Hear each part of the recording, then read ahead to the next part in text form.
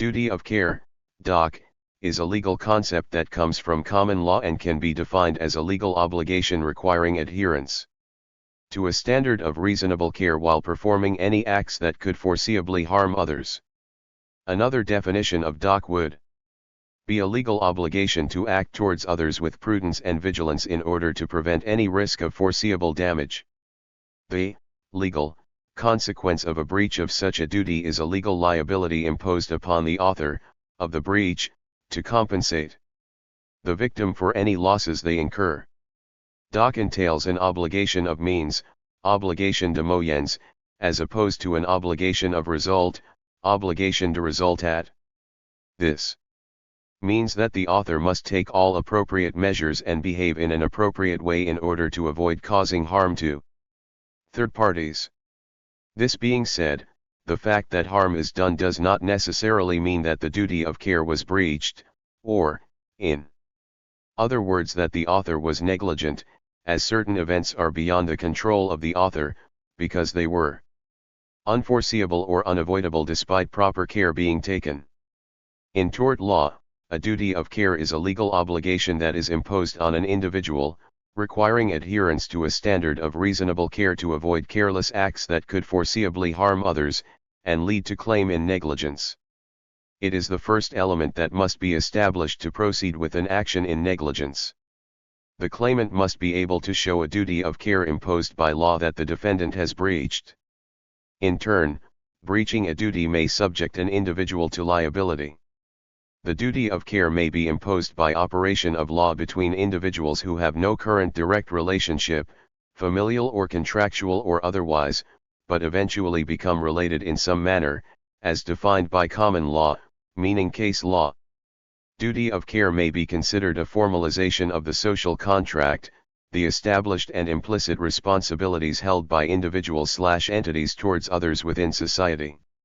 It is not a requirement that a duty of care be defined by law, though it will often develop through the jurisprudence of common law. Development of the general duty of care. At common law, duties were formerly limited to those with whom one was in privity one way or another, as exemplified by cases like Winterbottom v. Wright, 1842.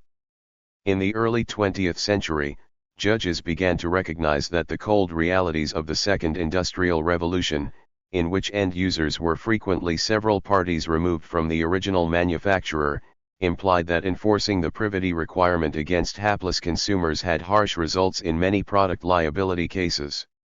The idea of a general duty of care that runs to all who could be foreseeably affected by one's conduct, accompanied by the demolishing of the privity barrier, first appeared in the judgment of William Brett, later Lord Esher, Master of the Rolls, in Heaven v. Pender, 1883. Although Brett's formulation was rejected by the rest of the court, similar formulations later appeared in the landmark U.S. case of McPherson v. Buick Motor Co. 1916, and, in the UK, in Donoghue v. Stevenson, 1932.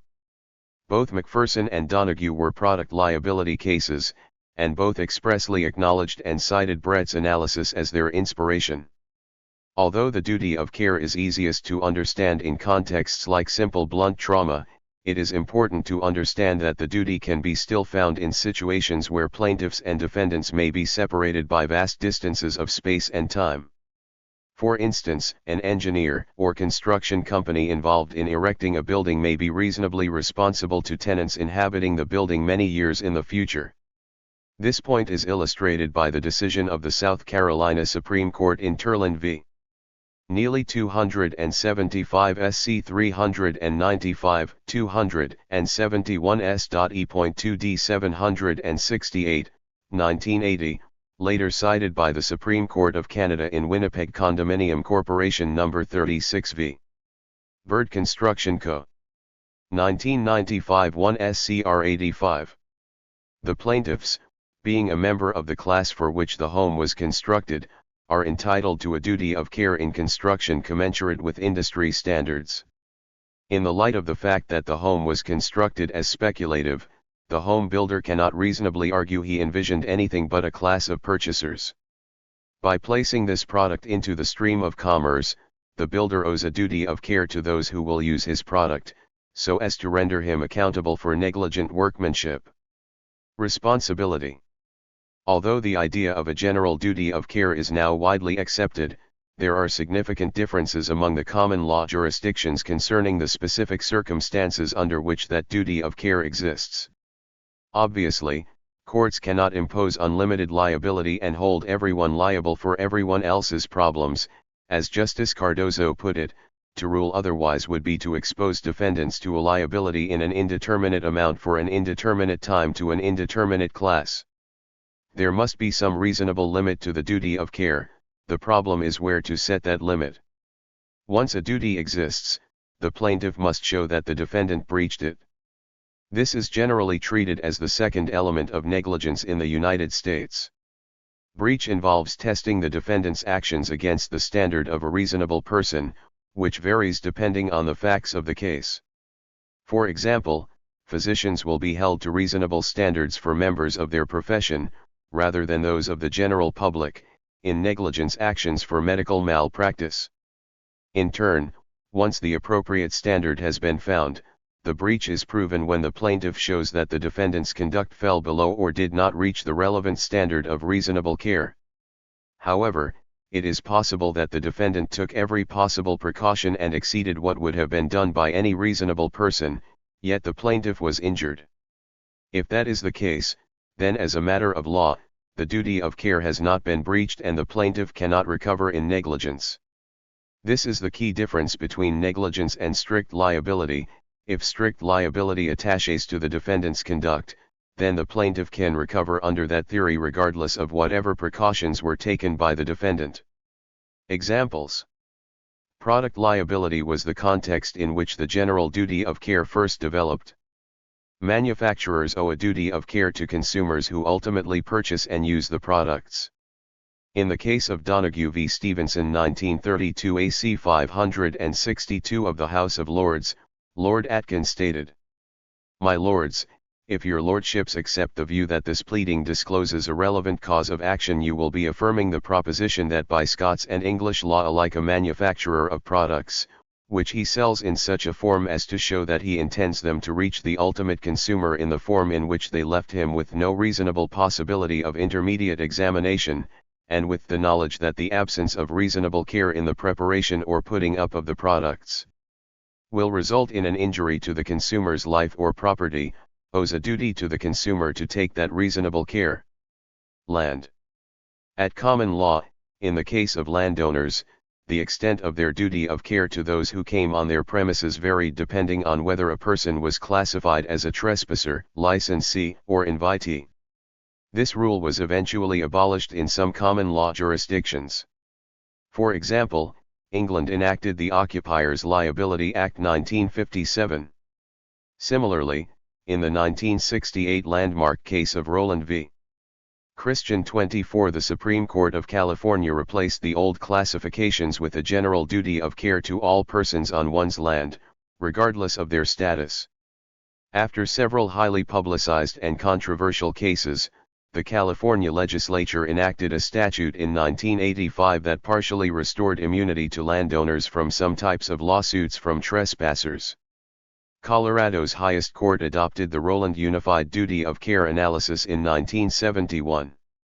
The resulting explosion of lawsuits against Colorado landowners caused the state legislature to enact the Colorado Premises Liability Act in 1986, which enacted a cleaned-up statutory version of the common law classifications and simultaneously expressly displaced all common law remedies against landowners in order to prevent state courts from again expanding their liability.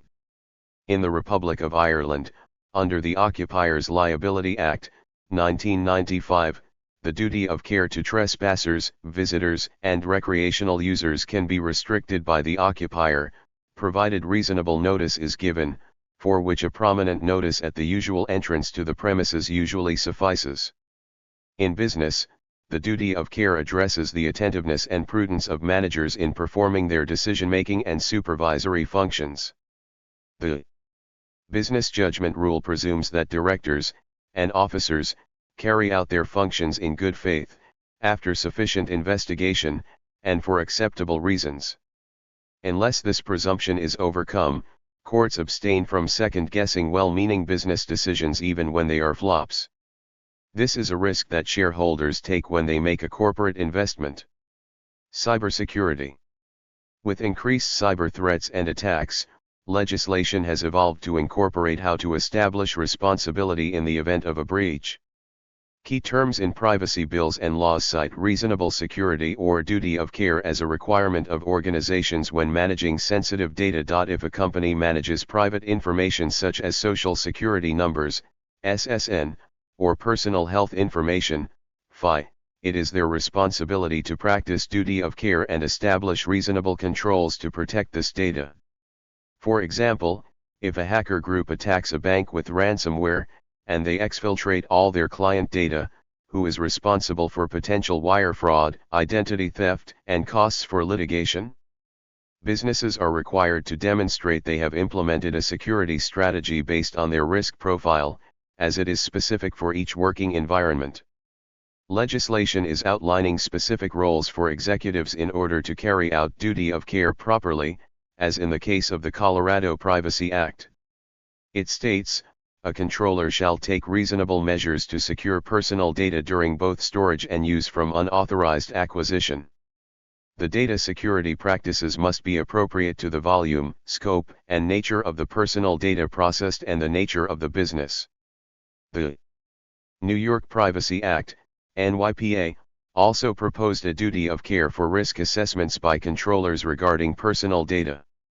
The common theme in establishing duty of care is the assessment of risk, the likelihood of these risks occurring, and how they would impact all parties potentially affected by those risks. Companies must comply with these new requirements of their duty for reasonable security as it applies to their working landscape, to manage risk appropriately or be liable for the harm they could cause. Duty of care is a fundamental concept in both personal injury law and negligence cases. It refers to the legal obligation one individual or entity has to exercise reasonable care to prevent harm to others.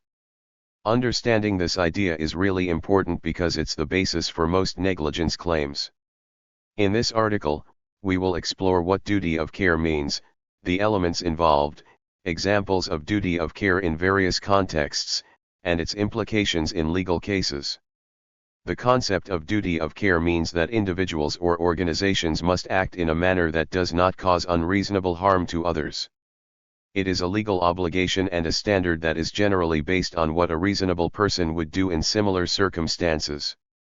Failure to uphold this duty can lead to legal liability if it results in harm to another party. To establish a duty of care, the relationship between the parties must be clearly defined. For example, doctors owe a duty of care to their patients, drivers owe a duty of care to other road users, and employers owe a duty of care to their employees. This obligation is not limited to these examples but applies in various scenarios where one's actions or inactions could foreseeably impact others. The elements of duty of care. For a successful claim based on breach of duty of care, certain elements must be demonstrated. These elements form the core of negligence cases and are essential to proving liability. 1. The existence of a duty of care. The first element is the existence of a duty of care between the parties involved. The relationship must be such that the law recognizes the obligation to exercise caution or care. For example, a property owner has a duty of care to maintain their premises in a safe condition for visitors. In contrast, a manufacturer has a duty to ensure their products are safe for consumers. 2. Breach of duty. Once it is established that a duty of care exists, the next element is determining whether the duty was breached.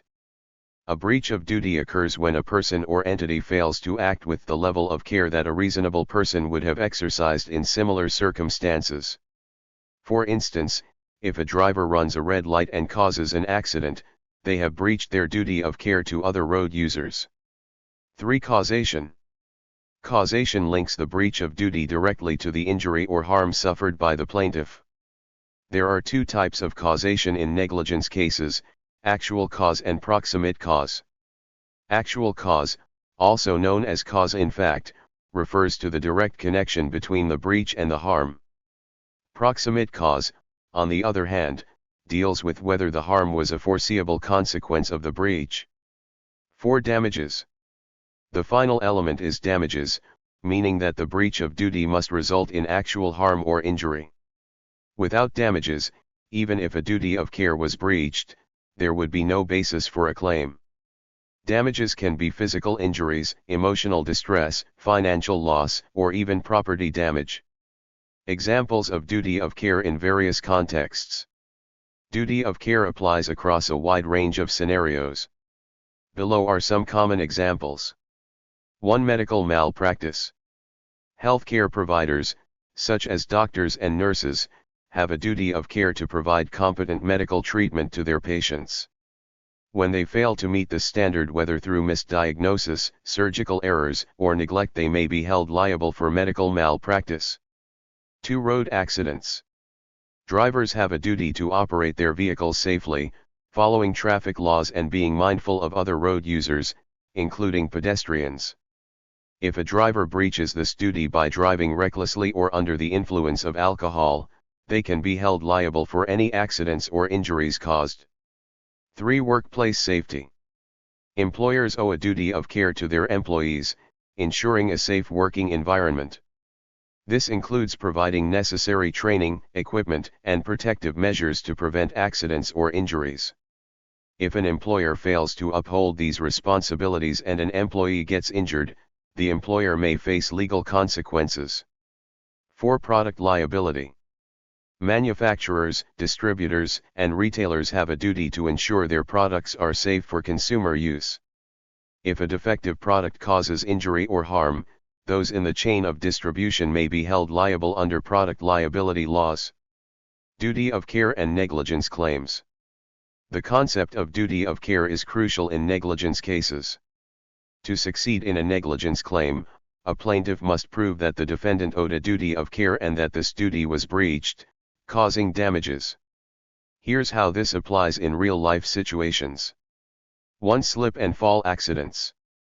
Property owners have a duty of care to maintain safe conditions on their premises. If a customer slips and falls due to a wet floor that wasn't properly marked, the property owner may be held liable for the resulting injuries. In such cases, the plaintiff must show that the owner knew or should have known about the hazard and failed to address it. 2. Car accidents. In car accident cases, proving duty of care involves showing that the at-fault driver failed to adhere to traffic laws or drive with reasonable care. Breaches such as speeding, texting while driving, or ignoring traffic signals can all lead to successful negligence claims if they cause injury. 3. Professional negligence. Professionals, such as architects, accountants, and lawyers, owe a duty of care to their clients. If they fail to provide services with the standard level of skill and competence expected in their field, they may be sued for professional negligence. For example, if a lawyer misses an important filing deadline, causing their client to lose a case, the client may have grounds for a negligence claim. Thank you for watching this video.